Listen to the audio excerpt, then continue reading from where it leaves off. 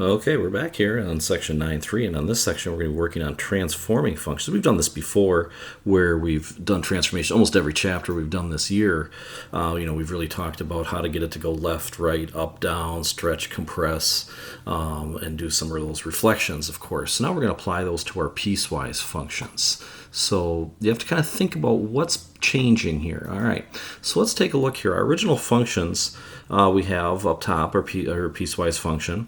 Now the rule, a g of x, that's going to be a transformation. We want to move it to go up 3.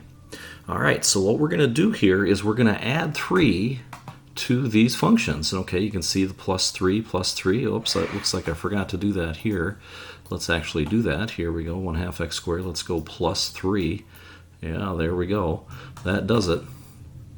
All right, and then again, since we're changing it with the vertically, changes the y, we only have to change the rule. We don't have to change the x here because that's horizontal, so that'll stay the same right there. So pretty easy peasy. We've done those before, if that seems familiar. All right, let's take a look this time. We have our original piecewise function, f of x. Now g of x is going to be a transformation of that. We want to stretch it horizontally by a factor of 2. So you have to think, okay, how do we do that? Now again, a horizontal stretch is where we multiply inside with the x, but not by 2, by 1/2. Remember, those are opposite to what you'd think I do. They're reciprocal. So wherever we see an x, we just replace it with a 1/2 x in parentheses. Now, yeah, over here, this is kind of different. It didn't change, but it could. Remember that if it's a horizontal stretch of 2, that means we'd multiply all the x values by 2.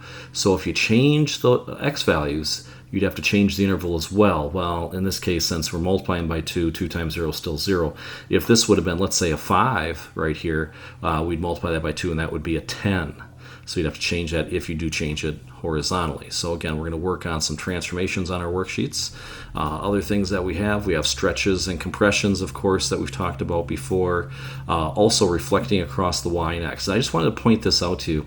When you do reflect across the y-axis, remember what's happening is you're changing the x to its opposite. All right, and remember when you're reflecting across the x-axis, it's the y's that change to its opposite.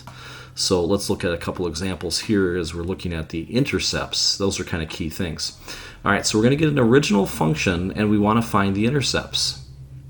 All right, well, if we do that, the easy thing, the way to find the x-intercept is just to basically set that equal to 0.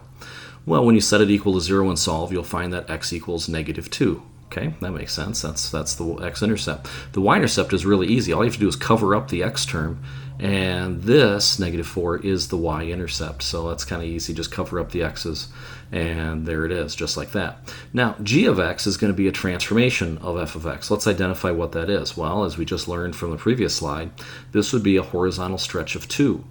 Now what that does is it multiplies all the x values by 2. So if our x-intercept was -2, well, if we multiply that by 2, that's going to be -4. Now since it's a horizontal transformation that has no effect on the y-intercept would stay the same. All right, let's look at another one like that. Here we go. Here's the original function.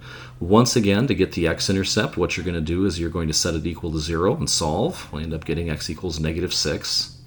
The y-intercept, we'll just cover up the x here, and the y-intercept here is just 4. All right, now here's where we have to identify the transformation. This would be a reflection across the x-axis. Now with that, we know if we reflect across the x, it changes the y to its opposite. So the y goes from 4 to -4. And again, that transformation has no effect on the x values. They'll stay the same, so it's going to stay at -6.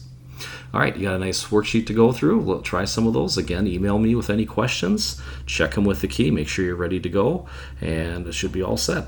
All right, good luck to you. Until next time, I am Mr. Boone.